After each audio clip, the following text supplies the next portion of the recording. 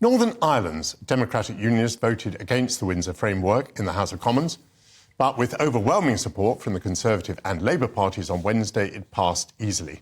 The DUP argues that the agreement locks Northern Ireland into the EU's orbit, undermining the province's place within the United Kingdom. But have recent events made our union of nations more secure? To discuss that, I'm joined by the former First Minister of Northern Ireland, now GBNews presenter Arlene Foster, Alan Cochrane, the Scotland editor of the Daily Telegraph, and here in the studio, the deputy editor of Conservative Home, Henry Hill. Arlene, it's lovely to see you. Welcome to GB News. We know that the DUP voted against the Windsor Agreement, but I think attention now turns to the future. Clearly, you're not happy with it, but might the DUP re-enter power sharing in Northern Ireland? Well, it's lovely to be with you, Michael, and my goodness, you're looking absolutely fabulous today. I even brought out my red glasses to try and compete, but I don't think I will be able to compete today. Yes, I'm not surprised the DUP voted against the Windsor framework because there are still some outstanding issues, not least the issue around Article 6 of the Act of Union, because you will recall that the Supreme Court has said that the protocol has suspended part of the Acts of Union in its operation. That's to do with trade, internal trade in the United Kingdom internal market. So that hasn't been dealt with, and I think whilst the DUP, of course, is a devolutionist party and will want to see devolution back, and we all know it's 25 years since the Belfast Agreement, now coming up very soon on the 10th of April, they want to be back in devolution. However, they do need to have some issues, not just clarified, but dealt with probably through legislation in Westminster, and the Prime Minister can do that. The question is whether he is willing to do that. And just to reflect on your introduction, I think this is an absolutely good time for unionism in Scotland. There are opportunities, but those opportunities have to be taken. And likewise, in Northern Ireland, we have to look to wider unionism, to unionism right across the United Kingdom and not just focus in on ourselves. I think it's important that we look at the whole of the Union and not just Northern Ireland. And as you know, I've set up a foundation to do just that, and I intend to continue the work to advocate for the Union in the widest possible sense. Arlene, thank you for your very kind words. And may I say how happy I am when you take this seat and take over this programme from time to time. But you said something which I'd just like to elucidate there. You're talking about some legislation that could be reassuring to Northern Ireland, but you can't be meaning anything which would unpick the new Windsor framework, I take it. In what area, then, are you talking about? Well, internally, in terms of the United Kingdom, because the point in the Supreme Court was that the protocol under the Withdrawal Act, which went through Parliament, did suspend that part of the Act of Union because of parliamentary sovereignty. Parliament is supreme.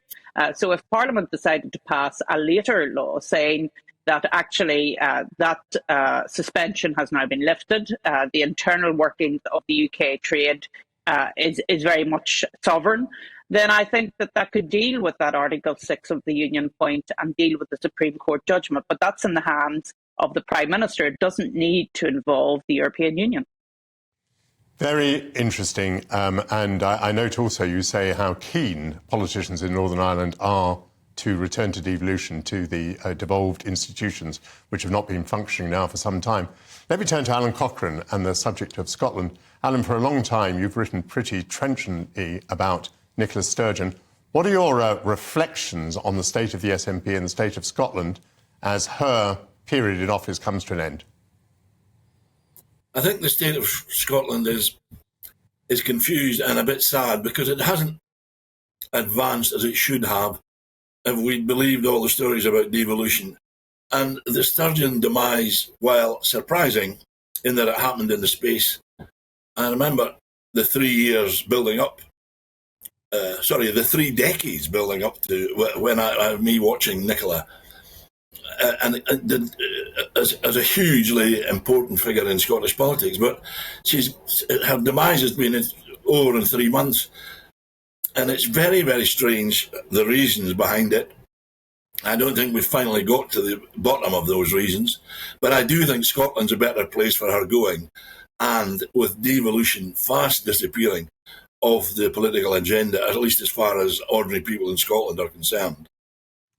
It's funny, Alan, the situation slightly reminds me of Harold Wilson's resignation. It's quite a long time ago, 1976, I think. But we were all left wondering what it was really about. And we are left wondering, aren't we? What was Nicola Sturgeon's resignation all about? Is it something to do with the police investigation? Is it something to do with the numbers of members which have not been properly declared?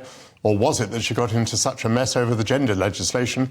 Or simply, and I refer here to your views and your articles, that Scotland has done so poorly on many measures? Well, there were three big issues that did for her recently. There was the Supreme Court farce, where she tried to get the Supreme Court to say, yes, of course Scotland can have its own referendum without the permission of the UK government. That was nonsense. It was a breach of the Scotland Act if she'd done that. There was the disaster of the ferry programme, where two big ferries are still urgently needed by the people of the Outer Hebrides, or in fact, I think it's the Inner Hebrides with these two ferries. But they're 5 years overdue.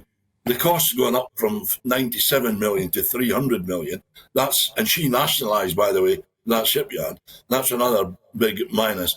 And then recently we have this question mark over a sum of £600,000, which was donated by SNP members supposedly to pay for another independence referendum campaign. As everyone knows, that campaign hasn't materialised, but neither has the money. It's gone. So where's it gone? The police have been investigating this, I think, since Adam was a boy. They gave the papers to the Crown Office, the Scottish Prosecution Service, in January, and nothing has happened, and deadly silence has fallen over the whole thing, other than in the pubs and bars and tea rooms of Scotland, everybody's talking about it. Where's the money? At this point, I'm going to say thank you to Arlene Foster. Thank you for coming on a Sunday morning. I know you love to go to church. Alan Cochrane too. Thank you to both.